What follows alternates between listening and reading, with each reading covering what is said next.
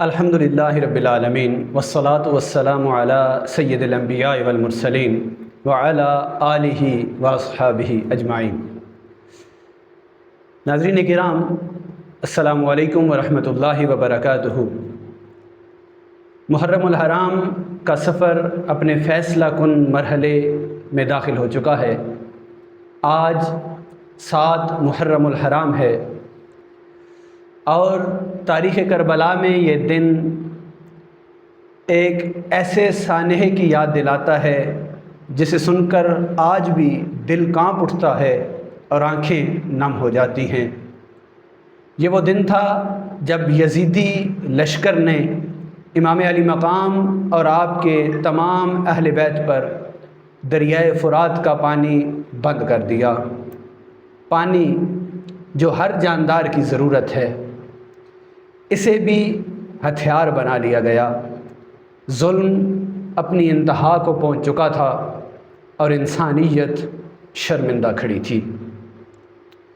ناظرین کرام، کربلا میں امام علی مقام امام حسین علیہ السلام کے ساتھ صرف چند جانثار ساتھی تھے، جن میں مرد بھی تھے، خواتین بھی اور معصوم بچے بھی۔ شدید گرمی، تپتا ہوا صحرا اور پانی کی بندش۔ یہ آزمائش صرف جسمانی نہیں تھی بلکہ صبر، استقامت اور ایمان کی ایک عظیم کسوٹی تھی۔ جب عمر بن سعد کے لشکر کو ابن زیاد نے حکم دیا کہ امام علی مقام امام حسین علیہ السلام اور آپ کے تمام اہل بیت پر پانی بند کر دیا جائے، تو ہزاروں سپاہیوں کا لشکر دریائے فرات پر تعینات کر دیا گیا۔ مقصد یہ تھا کہ اہل بیت رسول صلی اللہ علیہ وآلہ وسلم پیاس کی شدت سے مجبور ہو جائیں اور امام علی مقام امام حسین علیہ السلام یزید لعین کی بیعت کرنے پر مجبور ہو جائیں۔ لیکن تاریخ گواہ ہے کہ امام علی مقام امام حسین علیہ السلام نے اپنے نانا کے دین پر کسی قسم کا کوئی سمجھوتا نہیں کیا۔ ناظرین سوچئے ذرا، ایک طرف موجیں مارتا ہوا دریائے فرات اور دوسری جانب رسول اللہ کے نواسے اور ان کا خاندان اور معصوم بچے پیاس کی شدت میں بلک رہے ہیں۔ خیموں میں بچوں کی صدائیں بلند ہو رہی ہیں، الاتش الاتش، ہائے پیاس پیاس، ہمیں پانی چاہیے۔ یہ وہ آوازیں تھیں جو زمین سے عرش معلا تک پہنچ رہی تھیں۔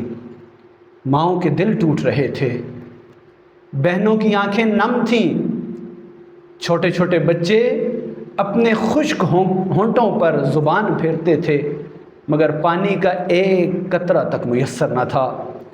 یہ منظر صرف ایک جنگ کا منظر نہیں ہے بلکہ انسانیت اور ظلم کے درمیان ایک واضح لکیر ہے۔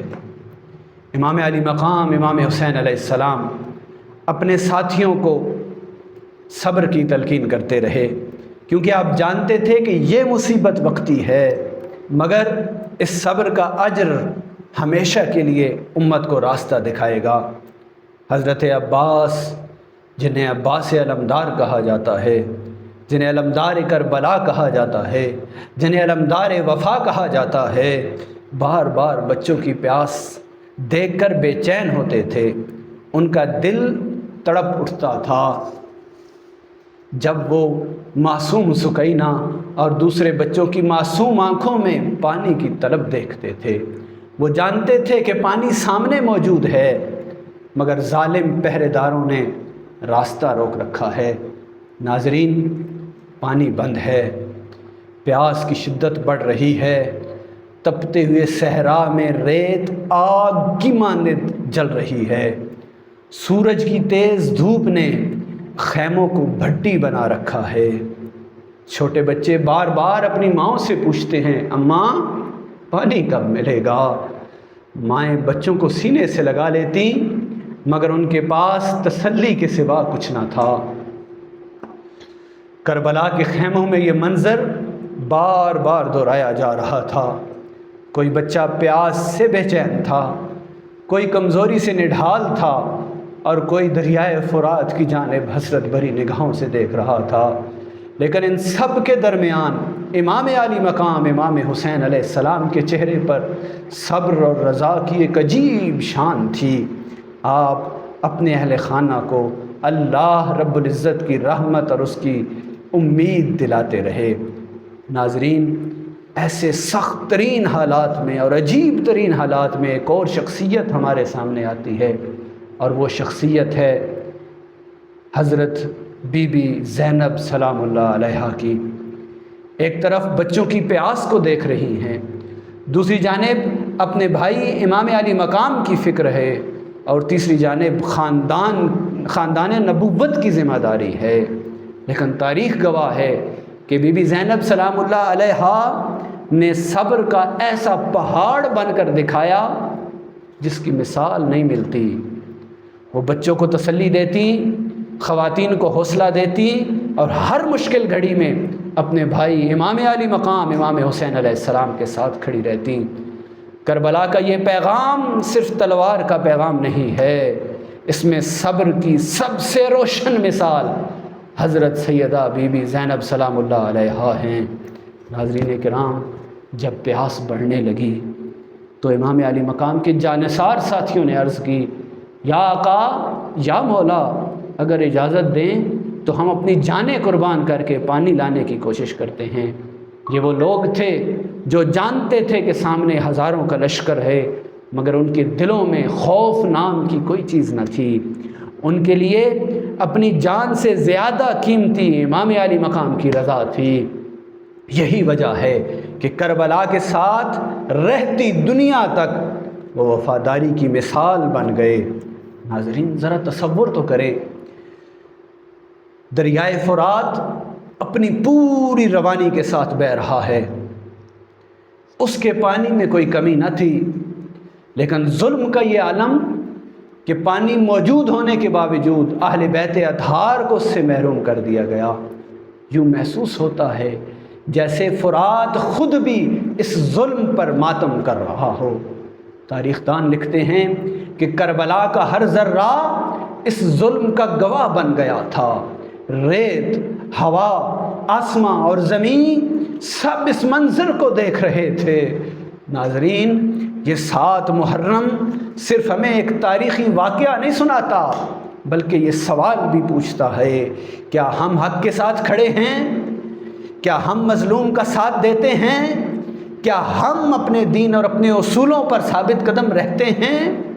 امام علی مقام نے ہمیں سکھایا کہ حق کی خاطر بڑی سے بڑی قربانی دی جا سکتی ہے، مگر باطل کے آگے سر نہیں جھکایا جاتا۔ اس لیے آج بھی مسلم تو مسلم، غیر مسلم بھی امام علی مقام کا نام عزت اور آپ کے جانثاروں کا نام عزت اور احترام اور محبت سے اور عقیدت سے لیتے ہیں۔ ناظرین، یہ 7 محرم کا دن یہ پیاس کا دن نہیں تھا، یہ وفا کا دن تھا، یہ استقامت کا دن تھا، یہ صبر کا دن تھا۔ یہ دن ہمیں یاد دلاتا ہے کہ حق پر قائم رہنے والوں کو آزمائشوں سے گزرنا پڑتا ہے۔ بعض اوقات حالات اتنے سخت ہو جاتے ہیں کہ انسان کے پاس ظاہری سہولتیں باقی نہیں رہتی، مگر ایمان مضبوط ہو تو وہ سر جھکا نہیں سکتا۔